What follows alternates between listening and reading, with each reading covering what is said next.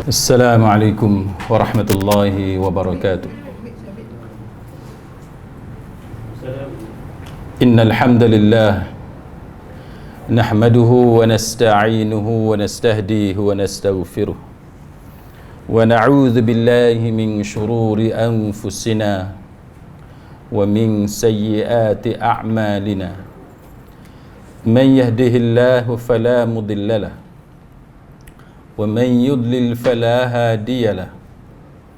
Ashhadu an la ilaha illallah wahdahu la syarika lahu wa ashhadu anna Muhammadan abduhu wa rasuluh. Allahumma salli wa sallim ala Muhammad wa ala alihi wa sahbihi wattabi'ina bi ihsanin ila yaumiddin. Amma ba'd. Rabbi syarah li sadri, wahai Tuhanku, lapangkanlah dadaku ini, wa yassir li amri, dan permudahkanlah urusanku, wahlul 'uqdatam min lisani, dan uraikanlah kekeluhan lidahku, yafqahu qawli, supaya mereka memahami kata-kataku ini. Rabbi zidni ilma, wahai Tuhanku, tambahkanlah ilmu kepadaku. Allahumma faqihna fid din, ya Allah, kurniakan kepada kami kefahaman tentang agama. Wa 'allimna ta'wil, dan ajarkanlah kepada kami kefahaman mengenai Al-Quran. Wahdinas siratakal mustaqim, dan tunjukkan kepada kami jalan Engkau, jalan yang lurus. Amin ya rabbal alamin. Saudara-saudari, sahabat-sahabiah, muslimin muslimat, mudah-mudahan kita semua pada malam ini dirahmati dan diberkati oleh Allah Subhanahu wa taala. Malam ni kita masuk pada bab yang kedua. Bab yang kedua, kitab Talbis Iblis karangan Imam Ibn Jauzi. Nanti next month saya pakai teks tuan-tuan. Baru sama sikit. Kan dia tak berapa syok. Saya duk tengok benda lain, tuan-tuan tengok teks lain kan, dia ada lari lah di beberapa tempat. Tapi tak apalah, bab tu ada kan. Bab yang kedua, celaan terhadap bid'ah ada kan. Kalau yang tu pun tak ada, kita teruk lah. Kan? Bab yang kedua tu mesti ada semua kan. Bab yang kedua, celaan terhadap bid'ah dan ahli bid'ah. Yang ni nanti saya akan hurai panjang sikit, mungkin akan ambil masa beberapa slot untuk kita cerita pasal bid'ah itu sendiri. Kita akan cerita tentang apa benda yang bid'ah, apa benda yang bukan bid'ah, terutamanya dalam konteks masyarakat kita lah. Kan saya tak akan pergi jauh benda-benda yang tak begitu menjadi isu dalam masyarakat kita. Tapi saya akan lebih fokus kepada tajuk-tajuk yang sentiasa menjadi masalah dalam masyarakat kita. Terutamanya tentang apa dia yang bid'ah, apa dia yang bukan bid'ah, kan. Dan satu lagi ialah istilah ahli bid'ah. Yang dikatakan ahli bid'ah tu siapa dia? Adakah orang yang melakukan perkara yang menjadi bid'ah itu khilaf di kalangan para ulama pun dianggap sebagai ahli bid'ah? Ataupun satu orang yang satu kali dua kali sahaja dibuat benda bid'ah itu pun dianggap sebagai ahli bid'ah? Ataupun ahli bid'ah ni orang yang bergelumang, kan, sentiasa bergelumang dengan bid'ah, itu dihukum sebagai ahli bid'ah. Jadi kita akan bawakan perbincangan-perbincangan para ulama tentang bagaimana mereka mentakrifkan siapa dia ahli bid'ah. Maka kita mulakan hadis yang pertama, sebagaimana yang disebut dalam As-Sahihaini daripada Aisyah radhiyallahu anha. Saya percaya sahabat-sahabat dah biasa dengan istilah As-Sahihaini, kan, iaitu dua kitab sahih, iaitu Sahih Bukhari dan Sahih Muslim. Yang diterima sebagai kitab yang sahih dua tu je, Sahih Bukhari dan Sahih Muslim.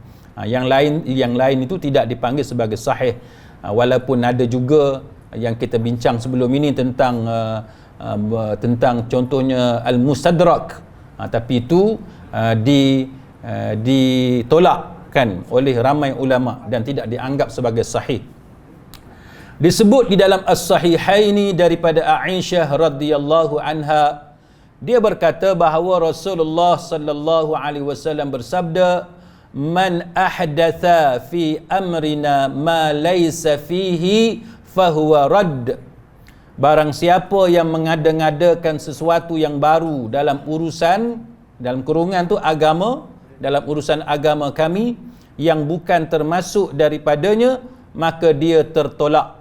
Jadi hadis ni menjadi dalil bahawa bila kita sengaja mencipta benda yang memang tidak ada, yang tidak ada dalam agama kita, yang tidak termasuk daripadanya, maka ia adalah radd, fahuwa radd, maka ia tertolak. Sebab itu masyarakat tak boleh nak marah kepada pihak yang begitu tegas dalam masalah bid'ah. Sebab apa? Sebab hadis ini menunjukkan kepada kita bahawa teks ataupun matan dalam hadis itu sendiri menunjukkan ianya sangat tegas. Kan, sangat tegas. Fahuwa radd, ia adalah tertolak. Kan, jadi itu menunjukkan ketegasan Rasulullah sallallahu alaihi wasallam berkenaan dengan perkara yang diada-adakan dalam agama.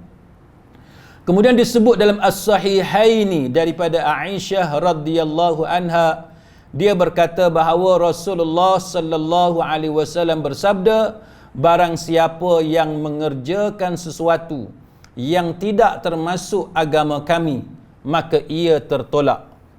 Barang siapa yang mengerjakan sesuatu yang tidak termasuk agama kami, maka ia tertolak.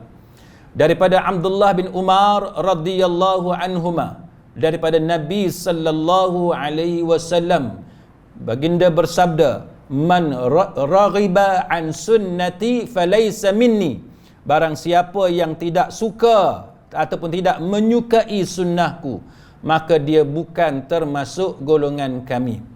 Kalau tuan-tuan tengok pada nama Abdullah bin Umar, dia guna perkataan radhiyallahu anhuma. Sebab apa huma? Sebab dua orang.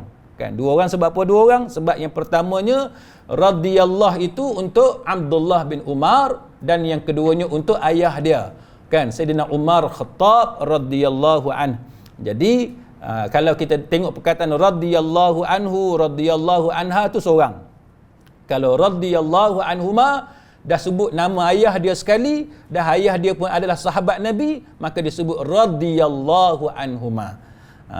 Salahkah kalau kita sebut radhiyallahu anhu? Tak salah.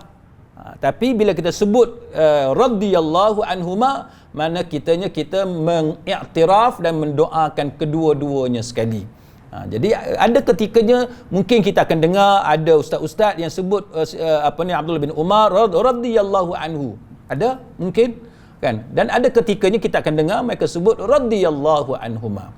Baik, itu adalah ketiga-tiga hadis. Walaupun ada banyak lagi hadis yang berkaitan, kita berhenti setakat itu dan kita tengok tentang bagaimana ulama mensyarahkan perkataan bid'ah. Jadi malam ni kita akan berkenalan yang mana satukah yang dihukum sebagai bid'ah dan yang mana satukah yang sering kali digunakan sebagai contoh oleh sebahagian daripada penceramah-penceramah yang tertentu. Yang ni tak ada dalam kitab, yang ni saya syarah berdasarkan kepada konten yang saya ambil daripada rujukan lain. Baik. Apa isu dia, sahabat-sahabat sekalian? Iaitu isu berkenaan dengan istilah bid'ah. Dari segi bahasa, lughatan, dia ada lughatan dan istilahan. Siapa yang belajar syariah dia tahulah, kan, kita ada lughatan secara mengikut bahasa, dan satu lagi istilahan secara istilah, kan, ataupun disebut juga sebagai technically, kan, technically. Baik, dari segi bahasa ataupun lughatan, makna bid'ah diartikan oleh ulama sebagai mengadakan sesuatu tanpa ada contoh sebelumnya. Itu dari segi bahasa. Itu dari segi bahasa. Mengadakan sesuatu, contoh dia tak ada. Itulah benda yang kita buat. Contoh tak ada. Baik. Manakala istilahan, dari segi istilahnya ataupun technically, yang dikatakan bid'ah itu apa dia? Bid'ah adalah suatu cara baru dalam beragama. Kan? Satu cara baru dalam beragama yang menyerupai syariat. Kita tengok dia serupa. Kan? Yang menyerupai syariat. Yang mana tujuan dibuatnya adalah untuk berlebih-lebihan dalam beribadat kepada Allah Ta'ala. Tujuan dia apa? Untuk berlebih-lebihan. Sebab tu kalau kita tengok tuan-tuan sekalian, di tempat yang mana Nabi dah tetapkan bilangan, tasbih 33 kali, tahmid 33 kali, kan, takbir 33 kali, maka kalau orang tu dengan sengaja dia tambah jadi 40, adakah dia dapat pahala? Dia tak dapat pahala. Malah bukan setakat dia tak dapat pahala, dibimbangi dia mendapat dosa daripada Allah Subhanahu Wa Taala kerana dia sengaja menyelisihi apa yang telah ditentukan bilangannya oleh Nabi sallallahu alaihi wasallam. Sama macam kita ambil air semayang, kan? Ambil air semayang contoh daripada Nabi berapa kali? Nombor satu kali, kan? Kita belajar tentang wuduk, kita jumpa Nabi pernah basuh anggota wuduk 1 kali. Lepas tu kita jumpa hadis lain pula, Nabi pernah basuh wuduk, anggota wuduk 2 kali. Kan? 2 kali. Lepas tu pada ketika yang lain pula, Nabi basuh 3 kali. 4 kali ada ke tak ada? Tak ada. 4 ke atas tak ada. 4, 5, 6 dan ke atas tidak ada. Maka bila tidak ada, para ulama mengatakan bahawa sesiapa yang sengaja dia basuh 4 kali, hukum dia makruh. Kan? Makruh. Sebab apa? Sebab bertentangan dengan sunnah yang diajarkan oleh Nabi sallallahu alaihi wasallam. Logik akal kita kata kalau dia lagi banyak basuh, dia lagi bersih. Dia lagi rajin. Patut lagi banyak pahala dia. Tetapi logik itu tidak terpakai dalam ibadat yang telah dispesifikkan, yang telah ditentukan kadar dan bentuk dia. Tak boleh. Jadi yang tu yang kita nak kena faham tentang bid'ah. Sebab tu agama ni dia strict dalam bab tu. Dia strict dalam bab tu. Kita tak boleh nak memandai-mandai.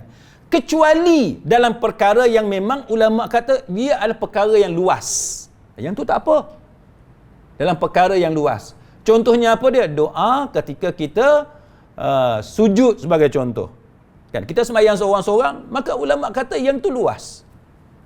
Kita nak doa selama mana dengan doa kita ke apa ke, silakan. Yang tu dia tak jadi bid'ah.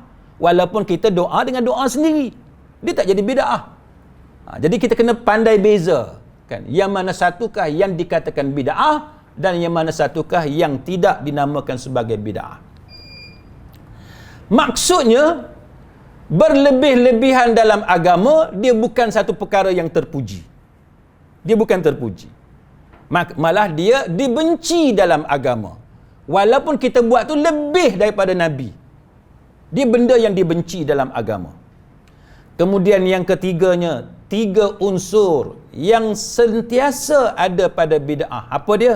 Yang pertamanya ialah kita nak kenal bid'ah ni macam mana, dia punya kayu ukur dia. Yang pertamanya benda tu adalah benda yang diada-adakan, yang tak ada contoh. Itu satu. Kita nak tahu dia punya ingredient dia apa dia. Nombor 1, benda tu diada-adakan. Tanya dalil, tak ada dalil. Tanya nas, tak ada nas. Maka itu benda yang diada-adakan. Satu. Yang kedua, yang dikatakan ingredient untuk kita kata dia adalah bid'ah, ialah apabila dia disandarkan kepada agama. Kita kata benda ni sunat, kita kata benda ni mendatangkan pahala, kita kata benda ni boleh membawa kita ke syurga, boleh mempercepatkan kita masuk syurga, atau mengelak kita daripada neraka Allah, ataupun boleh melindungi kita daripada kemurkaan Allah, ataupun apa-apa alasan yang disandarkan kepada agama. Dia bukan sahaja diada-adakan, tapi dia disandarkan kepada agama. Itu bid'ah. Baik. Bila dia tidak disandarkan kepada agama, itu tidak bid'ah. Kan? Benda yang tidak disandarkan kepada agama itu bukan bid'ah. Nanti saya akan bagi contoh sekejap lagi. Macam mana benda yang disandarkan dengan agama dengan benda yang tidak disandarkan kepada agama. Kemudian yang ketiganya, ingredient dia yang ketiganya ialah benda yang diada-adakan itu ataupun perkara baru yang dicipta itu tidak ada satu pun daripada kita kata asal dalam agama. Kan? Asas dia tak ada dalam agama untuk kita buat. Maka itu adalah 3 ingredient untuk kita mengatakan bahawa sesuatu perkara yang diada-adakan itu adalah bid'ah. Maka bila benda ni kita faham, macam mana kita nak bagi tahu kepada masyarakat yang mana setengah-setengah masyarakat ni dia kata apa? Oh kalau macam tu makan sudu dengan garpu bid'ah. Kan? Oh kalau macam tu dah Nabi naik unta, kita kena naik unta. Kan? Ini benda yang kalau orang awam yang bukan ustaz, yang bukan tenaga pengajar cakap, kita kata dia jahil. Tapi kalau benda ni dicakap oleh orang yang bertaraf tok guru, hak ni kita pelik. Kan? Tok guru tu pula mengaji kat Mekah pula tu. Kan? Kita pelik. Apa yang berlaku sebenarnya? Kalau yang cakap tu orang belah bertam, yang tak pernah masuk sekolah agama, kan? Dia ni nanti saya sebut engineer, marah engineer pula. Kan? Agama ni belajar setakat sekolah aja, kan? Belajar setakat sekolah. Lepas tu sekolah menengah masuk aliran sains. Adalah satu mata pelajaran agama ambil dekat sekolah menengah, masuk universiti aliran sains 100%, kan? Lepas tu jadi engineer ke, jadi doktor ke. Kalau golongan ni dia tak faham, kita kata okey lah. Sebab dia tidak terdedah sangat kepada perbahasan-perbahasan secara ilmiah, in depth. Tapi kalau yang cakap ni, dia duk kata kalau ni tak boleh, yang tu ni bid'ah, ni bid'ah, kalau macam tu naik unta. Kalau tiba-tiba yang cakap itu adalah yang duk mengaji di Mekah belasan tahun, puluhan tahun. Ni kita pelik. Yang mengaji di Azhar, kan? Dalam fakulti-fakulti pengajian agama, tak kira lah Usuluddin ke apa ke. Ni kita pelik. Kenapa boleh jadi benda-benda yang macam ni? Ini kerana tak ada sebab lain, sahabat-sahabat sekalian, melainkan kerana ego. Kan? Ego. Sombong. Kalau kita salah, kita terima. Itu yang sepatutnya. Tapi sebab kita nak pertahankan juga benda tu, maka akhirnya keluarlah hujah-hujah dangkal. Hujah-hujah dangkal. Saya ingat ada seorang hakim di Penang dululah. Ni mahkamah sivil ni, bukan mahkamah syariah. Kebetulan saya duduk belakang tunggu giliran saya. Masa tu mendiang kapal Sing. Ada orang sebut arwah kapal Sing, boleh tak? Kan? Arwah kapal Sing pun boleh lah sebut, sebab arwah tu roh. Kan? Jangan sebut almarhum je. Almarhum kapal Sing tak boleh sebut lah, kan? Allah yarham kapal Sing tak boleh sebut. Nak sebut mendiang okey lah. Arwah, tapi biasanya arwah ni kita guna untuk orang Islam. Walaupun arwah tu perkataan tu dia bukannya mendoakan. Dia arwah ni dia plural, dia jamak kepada roh. Jadi kalau sebut arwah pun tidaklah memberi prejudis kepada agama. Tapi kita sebut mendiang. Jadi mendiang kapal Sing ni tuan-tuan, dia ada kes dia, lepas tu bersama dengan satu lawyer lain. Hakim yang duduk di bench pada masa tu adalah satu hakim Hindu, India yang beragama Hindu. Dia saya perasan, dia setiap kali dia nak dengar hujah lawyer, dia akan minta, you must give me your big shot first. Dia kata, your big shot first. Maknanya bagi peluru, bagi tembak hak besar dulu. Dia nak dengar hujah yang besar dulu. Hujah hak kecil-kecil ni, hak anak-anak kat bawah, cucu cicit ni tak payah. Bagi yang besar dulu, dia kata. Bila dia dengar yang besar, dia nampak benda tu dia boleh bagi pertimbangan, baru dia nak dengar yang lain. Tapi kalau yang besar ni pun tak lepas dengan dia, forget it. Kan? Lupakan. Bagi yang besar dulu. Macam itulah cara kita berhujah. Kita nak dengar yang paling besar dulu, yang kita rasa kita boleh menang. Dengan poin tersebut, dia nak poin yang paling besar. Sama dengan agama, kan? Agama ni tuan-tuan, bila kita berhujah, kita kena bagi hujah yang paling besar. Takkan bagi hujah sudu dengan garpu. Takkan nak bagi hujah pasal naik unta. Itu tidak menjawab persoalan tentang bid'ah dalam agama. Sebab itu benda lain. Baik, contoh tuan-tuan sekalian. Kenapa benda ni berlaku? Kerana kekeliruan di antara ibadah dengan adat. Setiap kali kita bercakap kepada masyarakat, setengah-setengah masyarakat dia prejudis kalau kita sebut bid'ah. Saya akui, tuan-tuan, saya sendiri pun di setengah-setengah tempat saya cuba mengelak daripada sebut perkataan bid'ah. Walaupun bid'ah itu antara perkataan yang kerap disebut oleh Nabi SAW. Tapi kerana sensitiviti yang melampau di setengah-setengah tempat menyebabkan kita fikir dari segi approach dengan masyarakat, kalau boleh kita jangan kerap sangat menyebut perkataan bid'ah, sebab kita sebut perkataan bid'ah nanti dia chop atas dahi, payah. Kan? Jadi kekeliruan ni berpunca daripada kelirunya antara bagaimana nak beza di antara ibadah dengan adat. Kena beza yang tu dulu. Baik. Contoh tuan-tuan sekalian. Dalam ibadat, dia beza dengan adat. Sebab dalam ibadat, al-aslu fil ibadat, apa dia? At-tauqif. Kan? Asal dalam ibadat ni tauqif. Stop, berhenti, tak boleh buat. Ataupun at-tahrim, haram. Asal dalam ibadat, kita tak boleh nak beribadat kepada Allah, kita main buat je. Tanpa kita tahu benda ni diajar atau tidak diajar dalam agama. Jadi asal dalam ibadat, haram kita buat. Kecuali bila kita dah belajar benda tu, baru kita buat. Kita tahu benda tu ada, baru kita buat. Berbeza dengan adat. Adat al-aslu fil umur ataupun al-aslu fil asya' al-ibahah. Kan? Asal dalam urusan-urusan dunia ni ataupun asal dalam setiap benda ni, dia adalah harus. Permissible. Tuan-tuan nak makan apa, makan pi lah. Nak buat apa, buatlah. Selagi kita tak tahu benda tu haram, kita boleh buat. Kan? Selagi kita tak tahu benda tu haram, kita boleh buat. Baik. Contoh, kan? Apa dia? Iaitu contohnya, kewajipan kita beribadat. Iaitu sembahyang. Kita sembahyang qabliyah pasal apa? Kerana ada nas. Ba'diyah pasal apa? Kerana ada nas. Witir kerana ada nas. Sama dengan puasa, wajib, puasa sunat dan sebagainya kerana ada nas. Tapi boleh tak kita nak memandai-mandai sembahyang? Tak boleh. Kita nak memandai-mandai puasa? Tak boleh. Baik. Sama dengan dalam masalah ibadat. Ibadat dia berbeza dengan adat, dia berbeza dengan ibadat. Dalam adat, kita nak makan apa sekalipun, kita nak makan nasi ke, kita nak makan sayur ke, kan? Apa sahaja yang kita nak makan, makan. Selagi tidak ada dalil yang mengharamkannya.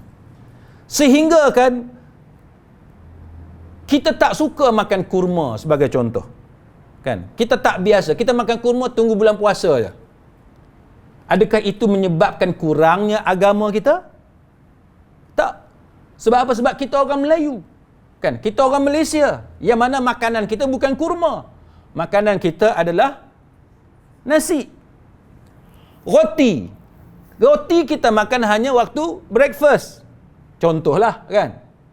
Tengah hari kita tak makan roti. Walaupun ada budak-budak sekarang dia makan pizza, kan? Tak apalah. Tapi biasanya orang kampung dia makan nasi. Malam pun dia makan nasi. Maka kalau orang tu pagi dia makan nasi, tengah hari dia makan nasi, malam dia makan nasi, adakah itu mengurangkan agama dia? Tak. Sebab apa? Sebab nasi itu adat. Kan? Adat setempat.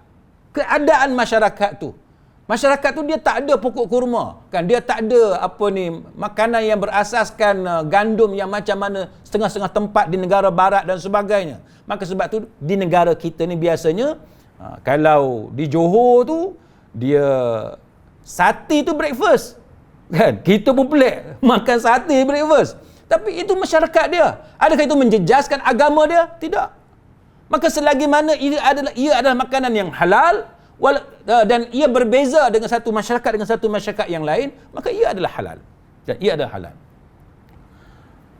Sebagaimana Nabi sallallahu alaihi wasallam, dia tak makan makanan-makanan tertentu sebab makanan itu tidak ada di Mekah. Nabi dibesarkan di Mekah. Dia macam tu. Baik. Termasuklah pakaian, kan? Termasuklah pakaian. Selama mana pakaian itu pakaian yang menutup aurat, kan? Dan pakaian itu tidak menimbulkan fitnah, kan? Tidak melambangkan kita ni orang jahat, maka selama itulah kita diharuskan memakai apa sahaja. Hatta kan color rambut pun, kita color rambut, kalau kita color rambut dengan color yang masyarakat kita anggap itu warna rambut orang jahat, maka kita tidak dibenarkan untuk tasyabbuh dengan orang yang fasik, dengan orang yang jahat. Tak boleh. Walaupun kita disuruh mewarnakan rambut, kan? Disunatkan kita mewarnakan rambut. Tetapi kalau warna itu tasyabbuh dengan orang yang fasik atau dengan musuh Allah, maka ia tak dibolehkan dalam agama. Tak boleh. 2-3 hari ini saya duk tengok, dah ada sahabat kita tunjuk video TikTok pasal perempuan-perempuan ni mengaku dia iblis. Berpunca daripada satu video, kan, satu perempuan ni video, dia buat video tuan-tuan, dia kata perempuan dekat luar sana tu, hang ni manusia ke iblis? Jadi dia punya suara dia tu telah digunakan oleh ramai perempuan lain, pakat mengaku jadi iblis belaka pula. Ni dalam beberapa hari kebelakangan ni. Dia kata iblis, lepas tu dia kata rancak berdosa. Ni rancak berdosa ni hak geng-geng Penang ni kan. Hak geng-geng Penang. Tak apalah, yang rancak berdosa tu tahanlah juga ni, tapi hak duk mengaku iblis ni. Yang duk mengaku iblis. Tuan-tuan sekalian, kita bila kita dengar iblis pun kita dah rasa takut. Kan? Sebab dia adalah musuh Allah dan dia musuh kita. Kan? Dia adalah musuh Allah dan dia ada musuh kita. Dan iblis ni dia adalah punca kepada segala kekufuran. Kalau kita kata kafir, maka yang paling besar kekafiran dia adalah iblis. Kita mengaku kafir walaupun bergurau senda sekalipun dilarang. Apatah lagi kita mengaku sebagai iblis. Kalau tuan-tuan tengok dalam TikTok tu, yang bersolek-solek pun ada mengaku dia iblis, kan? Yang pakai cantik-cantik pun ada, dan yang paling kita sedih, hak pakai tudung elok pun boleh mengaku dia iblis. Ini antara perkara yang dilakukan oleh sebahagian daripada ahli masyarakat kita yang jahil. Dia mungkin nak seronok-seronok, kan? Dia mungkin nak suka-suka, dia rasa tak ada masalah apa-apa pun. Sedangkan dalam agama kita, bergurau senda ni dia ada batasan, kan? Kita bukan tak boleh bergurau, kita boleh bergurau, tetapi dia ada cara dia, kan? Ada benda yang kita boleh bergurau dan ada benda yang kita tak dibenarkan untuk bergurau. Kalau kita lihat pendapat-pendapat yang disebut oleh para ulama, kan, tentang orang yang mengungkapkan kata-kata kekufuran walaupun dia bergurau, kan? Walaupun dia bergurau. Contohnya Al-Imam Az-Zarkashi rahimahullahu ta'ala. Dia kata apa? Dia kata man takallama bi kalimatin. Dia kata sesiapa yang mengungkapkan perkataan al-kufr yang membawa kepada kekufuran secara sengaja ataupun tidak ada sengaja, tak disengajakan, tidak niat untuk kufur, Imam Zarkashi kata apa? Dia dikira sebagai murtad. Imam Zarkashi kata,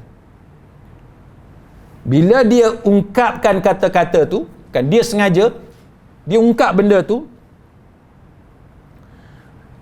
walaupun dia tak niat untuk kufur, kan, tapi dia ungkap kata-kata itu, maka dia dikira sebagai kufur. Dia dikira sebagai murtad, terkeluar daripada agama. Mana Imam Zarkashi dia sangat tegas dalam masalah ni. Sangat tegas. Jadi kita kena berhati-hati. Kalau kita nak bergurau, nak mengaku iblis ke apa ke, tengok dulu fatwa-fatwa para ulama. Tapi kalau tuan-tuan tengok dalam TikTok tu cara wanita-wanita itu membuat apa kita kata video tersebut, nampak cara dia memang tak peduli pun tentang hukum hakam ni, kan. Berkata Imam Ibn Nujaim, dia kata apa? Dia kata sekiranya diungkapkan perkataan kufur itu secara sengaja, tapi dia tidak meniatkannya, dia bukan kata nak jadi iblis sungguh, tak. Dia bukan nak jadi setan sungguh. Walaupun dia ungkap benda tu dengan sengaja, tapi dia tak niat. Dia tak niat untuk kufur, kan. Dia tak niat untuk menjadi musuh Allah, tapi bergurau. Saja bergurau, dah orang kata engkau ni manusia ke iblis, dia pergi mengaku iblis, kan. Dia saja nak bergurau. Maka Ibn Nujaim kata dia tidak kafir. Dia tidak kafir. Kerana perkataan kufur itu tidak dikaitkan, tidak bersangkutan dengan niatnya. Dan niat dia tidak sama dengan apa yang dia ucap. Dia ucap tu tak sama. Maknanya benda dalam hati dia nak bergurau je.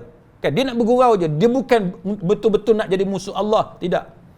Tetapi Ibn Nujaim kata, sebahagian ulama mengatakan dia telah kafir atau murtad. Mana Ibn Nujaim walaupun dia kata tidak kafir, tapi dia kata mengikut pendapat ulama lain, ia adalah kafir. Jadi benda tu bahaya.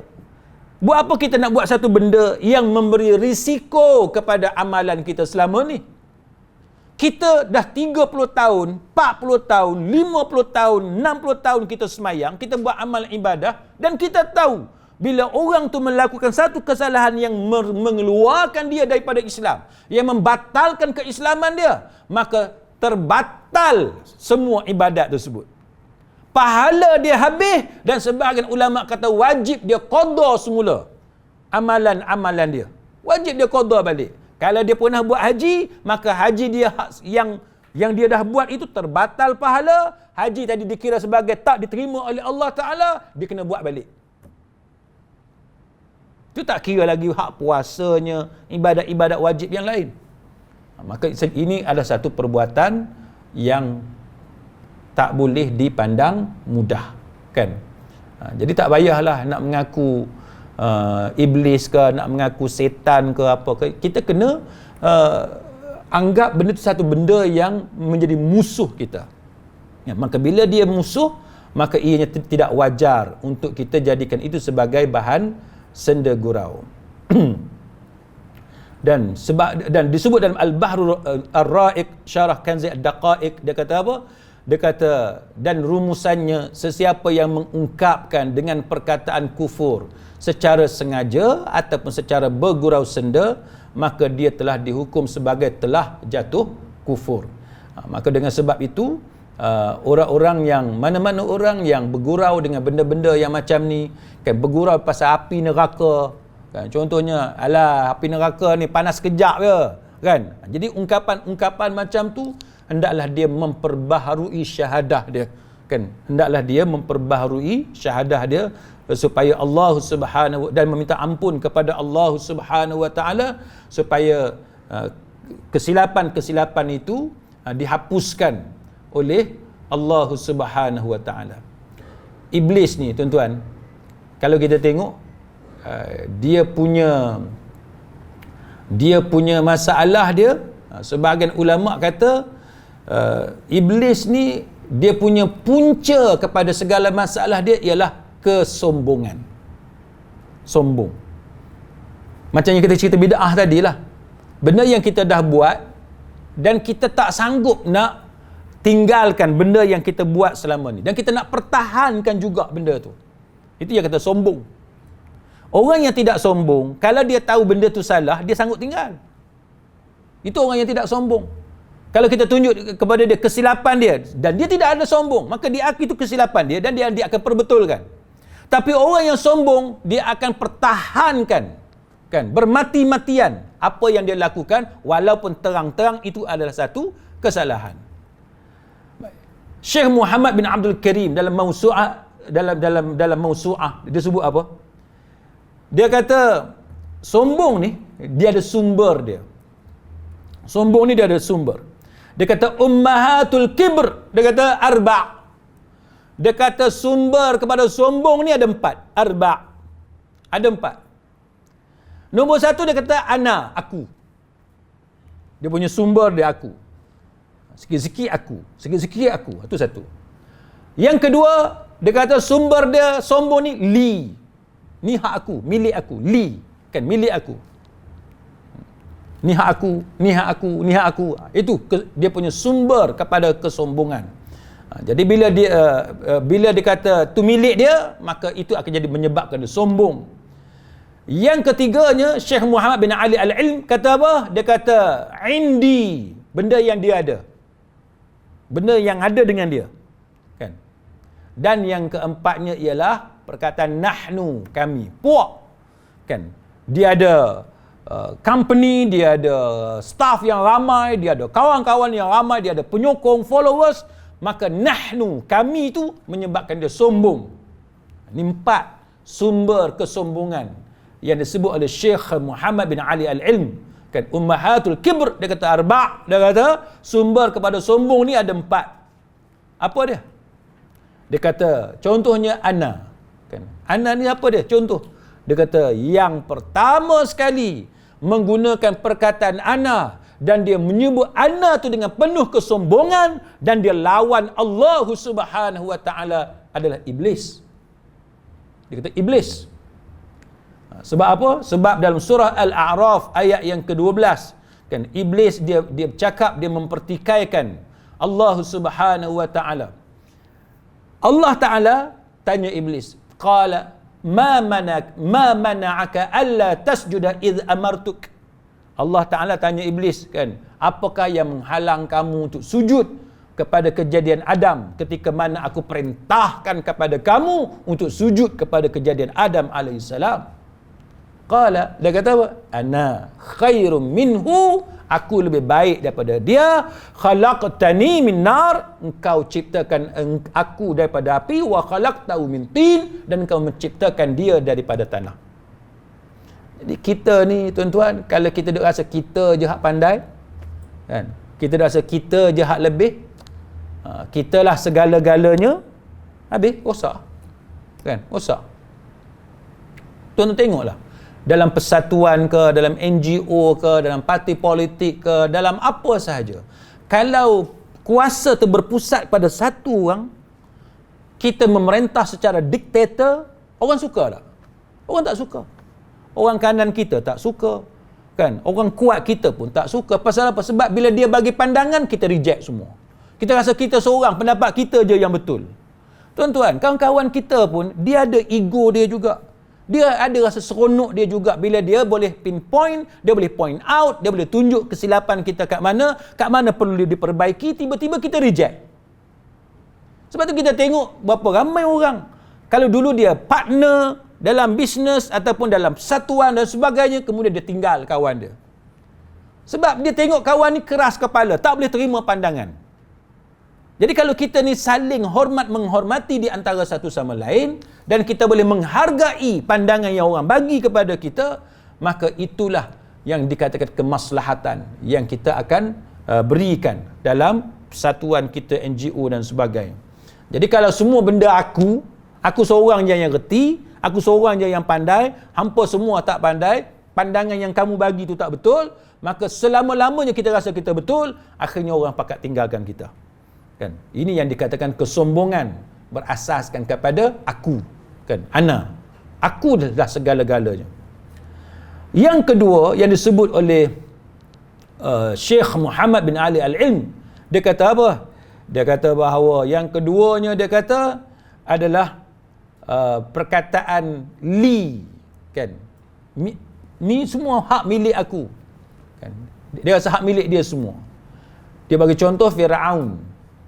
Yang juga kalau mengikut historians, ahli-ahli sejarah kata Firaun ni semua raja Mesir. Kalau mengikut ahli sejarah Islam, dia kata bahawa yang dimaksudkan Firaun itu adalah Ramses yang kedua, nama dia Walid bin Mus'ab. Itu adalah sebahagian pendapat, kan, sebahagian pendapat. Tapi itu tak penting, tuan-tuan, itu tak penting. Kita menggunakan kaedah Quran. Quran guna perkataan Firaun, kita kata Firaun. Kan? Nama dia apa sebenarnya? Wallahu a'lam, kan?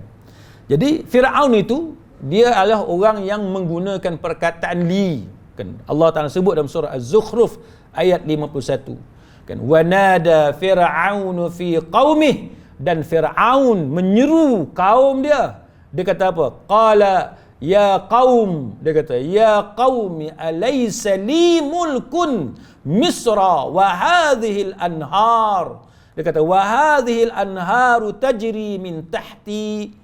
Dia kata, dia panggil kaum dia kata apa? Dia kata, wahai kaumku, dia kata, bukankah kerajaan Mesir ini kepunyaan aku? Dia kata, dan bukankah sungai-sungai yang mengalir ini, sungai-sungai yang mengalir ini di bawah aku, apakah kamu tidak melihat benda-benda ni, benda-benda yang aku miliki? Ini yang duk jadi, tuan-tuan sekalian, kan? Bila kita ada macam-macam, kan, kita ada macam-macam, kita rasa hebat. Kita rasa hebat. Kita tak mau dengar dah pendapat orang sebab kita ada segala-galanya. Kan, harta kita ada, kuasa kita ada, pangkat kita ada, kan, jawatan kita ada.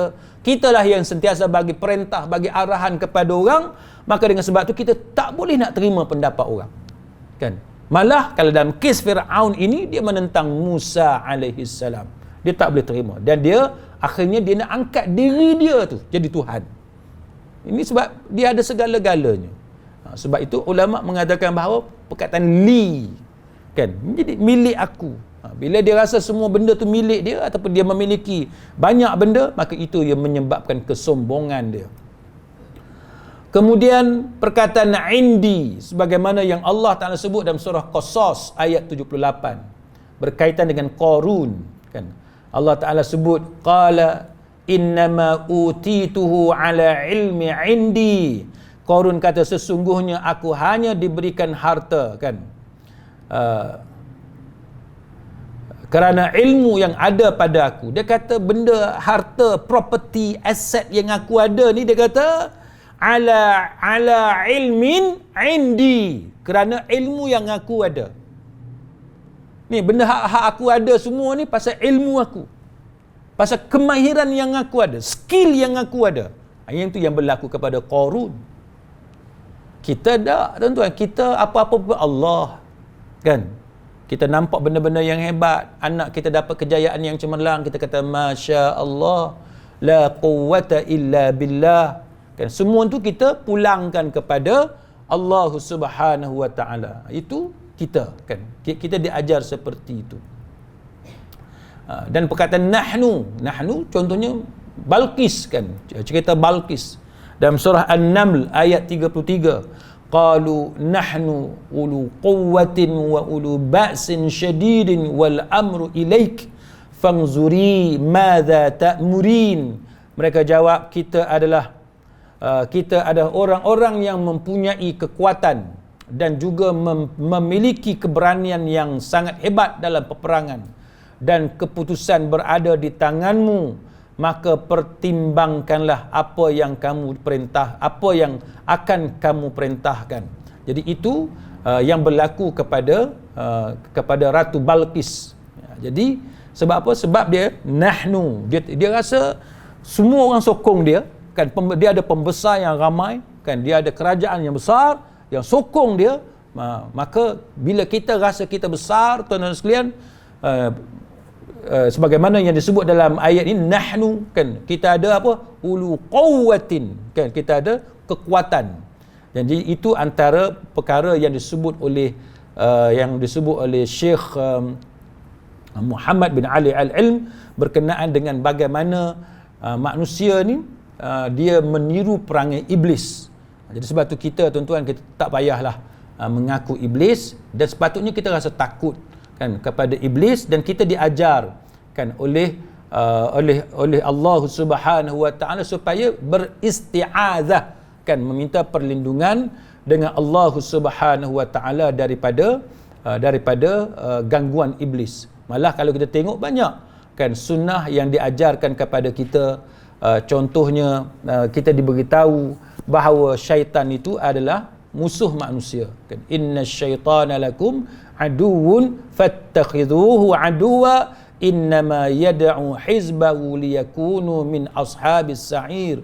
Sesungguhnya syaitan itu adalah musuh bagimu, maka anggaplah dia sebagai musuh kamu, kerana sesungguhnya syaitan-syaitan itu hanya mengajak golongannya supaya mereka menjadi penghuni neraka yang menyala-nyala.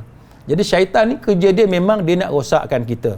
Sebab tu kalau kita tengok orang yang dirosakkan oleh syaitan, kalau tuan-tuan tengok dalam kitab kita Talbis Iblis, nanti kita akan sampai tajuk-tajuk tu, bagaimana ibadat digunakan oleh syaitan untuk menyesatkan ahli ibadah, kan? Bagaimana ilmu, kan, digunakan oleh syaitan untuk menyesatkan ahli ilmu. Jadi syaitan ni dia macam kita manusia juga, dia ada strategi dia. Kita sebagai manusia, tuan-tuan, bila orang nak tipu kita, dia buat apa? Dia akan buat baik dengan kita, kan? Orang yang nak tipu kita, dia akan buat baik dengan kita, dan kita tak percaya dia akan tipu kita. Itu manusia. Sebab tu kita boleh tengok macam mana orang yang kena tipu, tuan-tuan sekalian. Dia kena tipu, duit boleh habis puluh ribu, kan? Duit EPF yang dia baru dapat, gratuity dan sebagainya, habis macam tu sahaja. Pasal apa? Sebab ditipu oleh manusia yang berpura-pura dengan lakonan tertentu. Sama ada berlakon sebagai income tax, kan? Itu saya duduk cerita dengan kawan-kawan. Orang yang terkena ni pasal apa dia boleh terkena? Mungkin dia memang duk tipu income tax dah selama ni kot. Kan? Dia duk lari cukai apa semua, tiba-tiba ada income tax telefon. Dia rasa takut lah, sebab dia memang duk simpan adalah benda-benda yang dia tak declare, kan? Yang dia tak declare. Mungkinlah, wallahu a'lam, kita pun tak tahu. Lagipun setiap manusia ni masing-masing ada kesilapan. Tak ada manusia yang tidak ada kesilapan. Jadi bila kita tengok ada polis telefon kita, walaupun itu bukan polis, kita rasa takut, kan? Walaupun kita tak buat silap pada masa tu, tapi kerana kita manusia, kok mana pun kita mesti ada silap, kan? Jadi kita datang rasa anxiety sebagai contoh, kan? Jadi itu yang menyebabkan mudahnya manusia ni ditipu oleh manusia lain.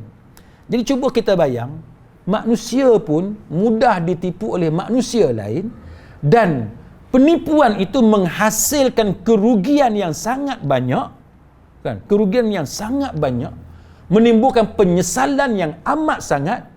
Cuba bayang kalau penipuan itu dilakukan oleh syaitan. Kalau penipuan itu dilakukan oleh iblis, kerugian dia jauh lebih dahsyat daripada kerugian yang dilakukan oleh manusia. Dan penipuan dia jauh lebih licik berbanding dengan penipuan yang dilakukan oleh manusia. Sebab itu kita dengan iblis ni kita kena sangat berhati-hati. Jadi janganlah masyarakat kita ni mudah untuk membuat tuduhan yang melulu kalau kita bercakap tentang bid'ah, kan? Tujuan kita bercakap tentang bid'ah dan kenapa agama melarang bid'ah ialah untuk kita ni ada sempadan, supaya kita dalam usaha kita untuk mendapatkan pahala daripada Allah, jangan sampai kita keterlaluan dalam beragama.